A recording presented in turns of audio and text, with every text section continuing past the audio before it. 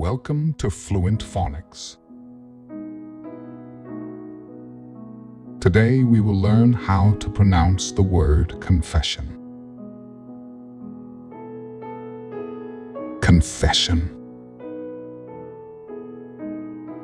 Confession. Confession.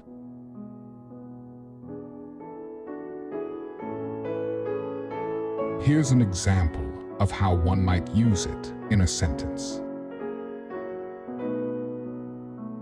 She finally made a confession to her parents about her involvement in the prank.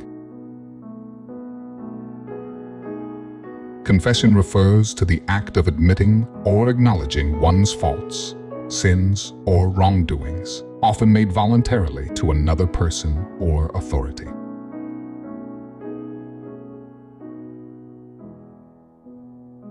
Thank you for your time.